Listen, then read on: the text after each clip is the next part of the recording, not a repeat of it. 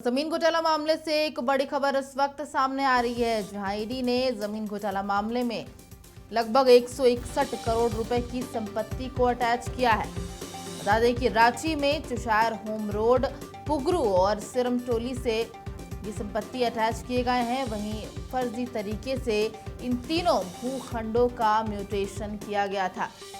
झारखंड में माफियाओं द्वारा बदल दिया जा रहा है जमीन का मालिकाना हक, और इसको लेकर के विष्णु अग्रवाल के जो पूरा नेटवर्क है वो सामने आया था।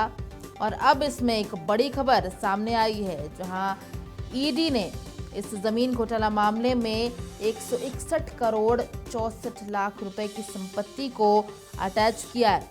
बताया जा रहा है कि तीनों भूखंड जिनका नाम शामिल हो रहा है, फर्जी तरीके से इनका म्यूटेशन किया गया था और ईडी ने ये कार्रवाई की है। आज ही ये सामने आई है और इस दौरान रांची में चुशायर होम रोड, पुगरू और सिरमटोली में 161 करोड़ 64 लाख रुपए की कीमत की 3 भूखंडों को ईडी ने अटैच किया है।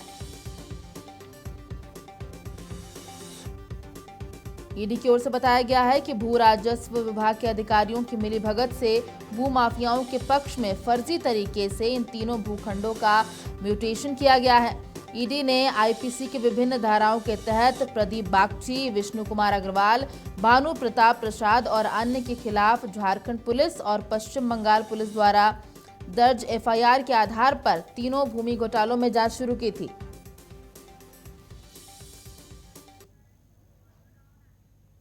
और हमारे सहयोगी अंजनी तमाम जानकारियों के साथ लाइव हमारे साथ जुड़ चुके हैं। अंजनी, बड़ी खबर जमीन घोटाला मामले में आ रही है। लगभग 161 करोड़ की संपत्ति को अटैच किया गया है इस द्वारा।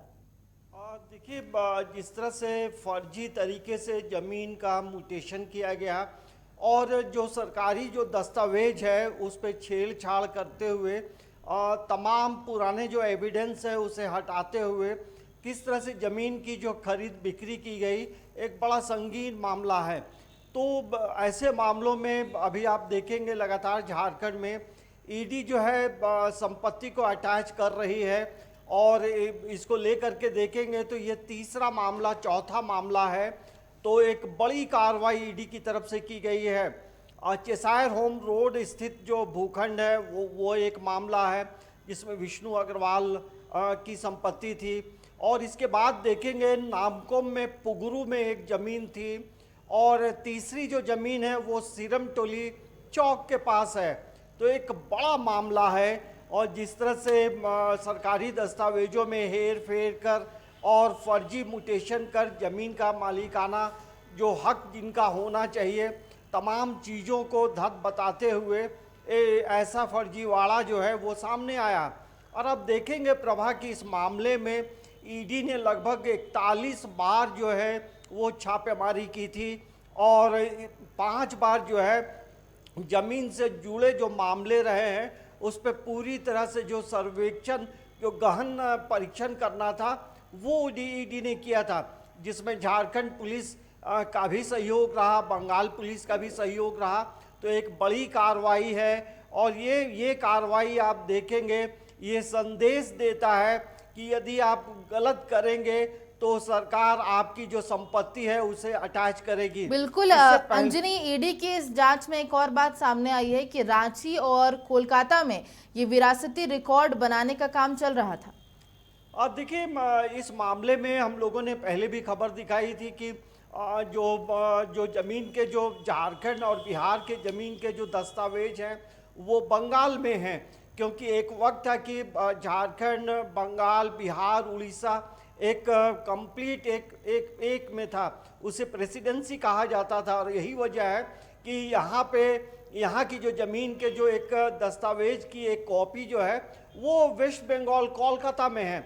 और ये जो ज़मीन का जो फर्जीवाड़ा करने वाले जो लोग हैं उन्हें तमाम चीज़ों की जानकारी रहती है और यही वजह है कि कोलकाता में जो कागजात थे, जो एविडेंस थे, उस पर भी इन लोगों ने छेड़छाड़ किया था।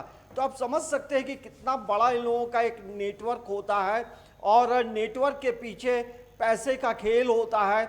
और यही वजह है कि लगभग आप देखेंगे 12 लोग जो हैं झारखंड के जो सरकारी कर्मचारी हैं वो होटवार जेल में चक्की पीस रहे हैं, और जिसमें आप देखेंगे कि आईएएस अधिकारी भी हैं, ये बिजनेसमैन जो विष्णु अग्रवाल है वो भी होटवार में है। तो कहीं ना कहीं जमीन से जुड़े मामले को लेकर पूरे भारत में देखेंगे ईडी काफी रेस है। इससे पहले आप देखेंगे झारखंड में एयरपोर्ट रोड में जो ईडी का दफ्तर है वो भी जो जमीन है, अब जो मामले रहे हैं, जो पूर्व विधायक थे एनो सेका, वो उनकी जमीन थी, अब वहाँ पे ईडी का दफ्तर है। अब पल्स हॉस्पिटल पूजा सिंघल से जुड़े जो मामले आए हैं तो वो भी वहाँ जो हॉस्पिटल है वो भी ईडी ने अटैच किया है। तो हमें लगता है कि इस तरह की कार्रवाई से आने वाले समय में भ्रष्टाचार पे और इस तरह से जो काम करने वाले जो लोग हैं उन पे नकेल बिल्कुल अंजलि, क्योंकि ये जो पूरी जांच हुई है इसमें कह सकते हैं कि भू माफिया और वैसे बेईमान सरकारी अधिकारियों की जो तालमेल बैठी थी, मजबूत रिश्ता था, वो अब खुलकर सामने आ गया है। हाँ देखिए, एक बड़ा नेटवर्क रहा था। आप देखेंगे कि ये जो सीओ ऑफिस के जो कर्मचारी लोग हैं उनकी कैसी मिली भगत रही थी। उन लोगों ने अपने घर को ऑफिस बना रखा था, और जो सरकारी जो दस्तावेज होते थे जिन्हें ऑफिस में होना चाहिए था उन्होंने अपने घरों में ऑफिस बना लिया था। तो आप समझ सकते हैं कि किसी का डर भय नहीं था। और तत्कालीन जो रांची के डीसी थे छवि रंजन, तो एक बड़ा नेटवर्क रहा था। जब आपके ऊपर किसी का आशीर्वाद रहेगा तो आप कहीं पर भी सरकारी जो ऑफिस है वो आप अपना शिफ्ट कर सकते हैं। जो कि हम लोगों ने खबर भी दिखाई थी कि किस तरह से अपने घरों में सब जो कार्यालय खोल रखा था और दस्तखत होते थे और पैसों का लेन देन होता था। बिल्कुल बिल्कुल अंजलि, जिस तरीके से ईडी ने ताबड़तोड़ इसमें जांच अपनी की है, कई नाम और कई चीजें इसमें सामने आई है। बहुत बहुत शुक्रिया अंजलि तमाम जानकारियों के लिए।